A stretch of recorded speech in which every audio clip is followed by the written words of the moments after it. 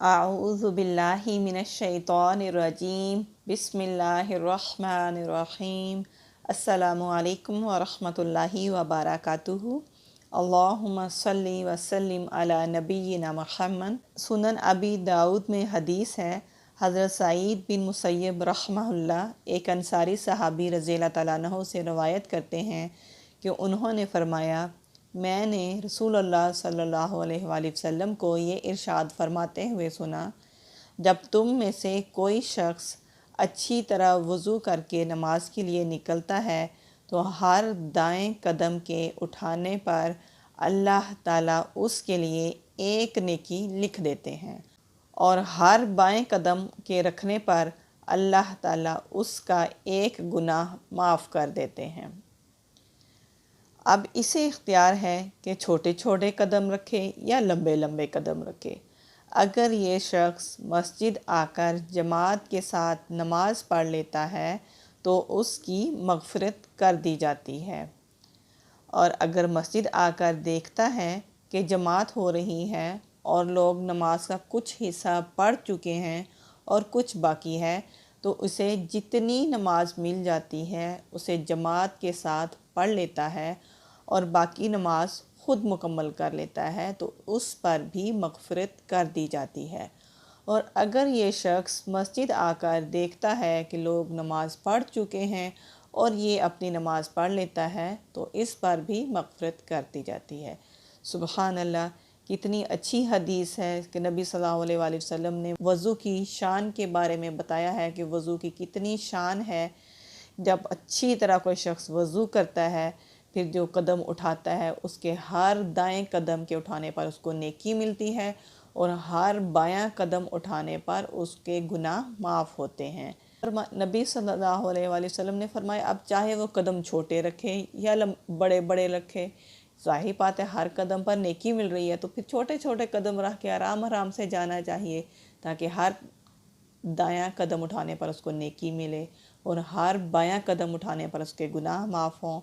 फिर देखिए कि मस्जिद में जाकर जब उसको नमाज मिल जाती है, वो नमाज़ पढ़ता है तो उस पर उसकी मग़फ़िरत कर दी जाती है। सुबहान अल्लाह, छोटे छोटे अमल हैं जो हम अगर दुनिया में करते रहें तो हमारे लिए कितना ज़्यादा अजर व सवाब का बाइस बनते हैं और जिनसे हम ला इल्म हैं। जो हदीस हमने पहले पढ़ी ये उनके लिए थी जो वज़ू करके मस्जिद जाते हैं। सही मुस्लिम की हदीस में है, सैयदना अबू मालिक अशअरी रज़ियल्लाहु तआला अन्हु से रवायत है कि रसूलुल्लाह सल्लल्लाहु अलैहि वसल्लम ने इरशाद फरमाया कि वज़ू आधा ईमान है, नमाज नूर है, सदका दलील है, सब्र करना रोशनी है और कुरान तुम्हारे हक़ में दलील है या तुम्हारे ख़िलाफ़ दलील है। यानी अगर इसकी तिलावत और इस पर अमल किया तो ये तुम्हारी निजात का ज़रिया है, वरना तुम्हारी पकड़ का ज़रिया होगा। इस हदीस में वज़ू को आधा ईमान कहा गया है। नबी सल्लल्लाहु अलैहि वसल्लम ने वज़ू को आधा ईमान इसलिए कहा कि ईमान से दिल किए कुफ्र व शिरक की नापाकी दूर होती है और वज़ू से अज़ा की नापाकी दूर होती है। नमाज के नूर होने का मानी ये है कि नमाज गुनाह और बेहयाई से रोकती है, जिस तरह नूर अंधेरे को दूर करता है। दूसरा मानी ये है कि नमाज की वजह से नमाजी का चेहरा क़यामत के दिन रोशन होगा और दुनिया में भी नमाजी के चेहरे पर ताज़गी होगी। तीसरा मानी ये है कि नमाज कब्र और क़यामत के अंधेरों में रोशनी है। सदका के दलील होने का मतलब ये है कि माल इंसान को महबूब होता है और जब वो उसको अल्लाह ताला के रास्ते में इसको खर्च करता है और सदका करता है तो ये सदका करना इस ईमान में, यानी कि जो उसका ईमान है उसमें सच्चा होने की अलामत और दलील है। सब्र की रोशनी होने का मतलब ये है कि सब्र करने वाला शख्स यानी अल्लाह के हुक्मों को पूरा करने वाला, नाफरमानी से रुकने वाला और तकलीफ़ों को बर्दाश्त करने वाला अपने अंदर हदायत की रोशनी लिए हुए है। तो यहाँ से हमें पता चला कि नबी सल्लल्लाहु अलैहि वसल्लम ने वज़ू को आधा ईमान करार दिया है कि ईमान से जो हमारे दिल के अंदर कुफ्र व शिर्क की नापाकी होती है वो दूर होती है और वज़ू करने से اعضاء کی ناپاکی دور ہوتی ہے، اور نماز تو ہے ہی ایسا تحفہ جو ہمیں بے حیائی اور گناہوں کے کاموں سے روکتا ہے۔ ہماری نماز قیامت کے دن ہمارے لیے نور کا باعث بنے گی۔ ایک اور روایت میں ہے، صحیح مسلم کی روایت ہے، سیدنا ابو ہریرہ رضی اللہ تعالیٰ عنہ فرماتے ہیں کہ میں نے اپنے حبیب صلی اللہ علیہ وآلہ وسلم کو یہ ارشاد فرماتے ہوئے سنا کہ مومن کا زیور قیامت کے دن وہاں تک پہنچے گا جہاں تک وضو کا پانی پہنچتا ہے، یعنی اعضاء کے جن حصوں تک وضو کا پانی پہنچے گا وہاں تک زیور پہنایا جائے گا۔ اس سے مراد یہ ہے، ایک اور صحیح بخاری کی حدیث ہے، سیدنا ابو ہریرہ رضی اللہ تعالیٰ عنہ سے روایت ہے کہ میں نے رسول اللہ صلی اللہ علیہ وآلہ وسلم کو یہ ارشاد فرماتے ہوئے سنا، میری امت قیامت کے دن اس حال میں بلائی جائے گی کہ ان کے ہاتھ، پاؤں اور چہرے وضو میں دھلنے کی وجہ سے روشن اور چمکدار ہوں گے، لہٰذا جو شخص اپنی روشنی کو بڑھانا چاہے تو اسے چاہیے کہ وہ اسے بڑھائے۔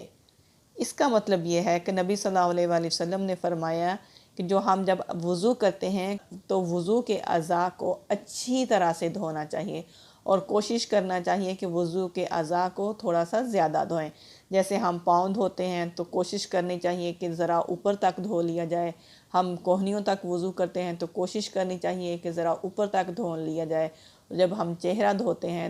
کوشش کرنی چاہیے کہ نیچے گردن بھی ہلکی سی ساتھ دھو لی جائے،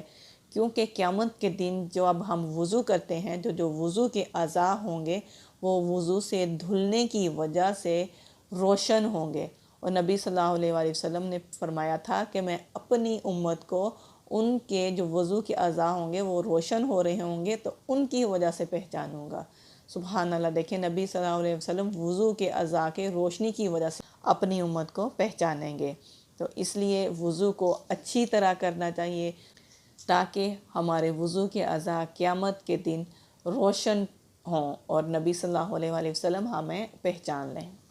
اسی طرح وضو کے بعد کی دعا پڑھنے کا بہت ہی زیادہ اجر و ثواب ہے۔ بسم اللہ پڑھ کر وضو شروع کرنا چاہیے۔ صحیح مسلم کی حدیث ہے، سیدنا عمر بن خطاب رضی اللہ تعالیٰ عنہ سے روایت ہے کہ نبی کریم صلی اللہ علیہ وآلہ وسلم نے ارشاد فرمایا،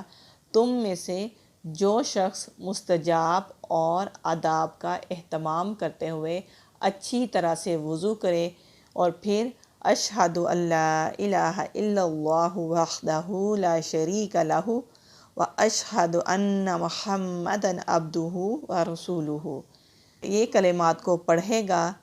تو اس کے لیے یقینی طور پر جنت کے 8 دروازے کھل جاتے ہیں، اور جس دروازے سے چاہے وہ داخل ہو جائے۔ اس لیے ہم نے آج سے یہ اپنی عادت بنانی ہے کہ ہم جب بھی وضو کریں گے تو وضو کے اعضاء کو اچھی طرح سے دھوئیں گے۔ کوئی بھی وضو کرتے ہوئے کوئی بھی اعضاء خشک نہیں رہنا چاہیے۔ صرف بسم اللہ پڑھ کر وضو شروع کیا جاتا ہے، اور وضو کرنے کے بعد یہ کلمات پڑھے جاتے ہیں۔ نبی صلی اللہ علیہ وآلہ وسلم نے فرمایا ہے کہ جو یہ کلمات پڑھے گا اس کے لیے جنت کے 8 دروازے کھول دیے جاتے ہیں۔ تو کیوں نہ ہم اپنی یہ روٹین بنا لیں کہ جب بھی ہم وضو کریں بسم اللہ پڑھ کر وضو کریں، وضو کے اعضاء کو اچھی طرح سے دھوئیں، اور تاکہ ہمارے وضو کے اعضاء قیامت کے دن چمکدار اور روشن ہوں۔ اور پھر وضو کرنے کے بعد یہ دعا پڑھنی چاہیے جو ہمیں نبی صلی اللہ علیہ وآلہ وسلم نے سکھائی ہے اور جو صحیح مسلم کی روایت میں موجود ہے۔ مجھے امید ہے آج بھی آپ نے کچھ نہ کچھ اچھا ضرور سیکھا ہوگا۔ اس ویڈیو کو زیادہ سے زیادہ شیئر کیجیے گا، سبسکرائب کیجیے گا۔ جزاک اللہ خیراً کثیرا و بارک اللہ فیکم۔ السلام علیکم ورحمۃ اللہ وبرکاتہ۔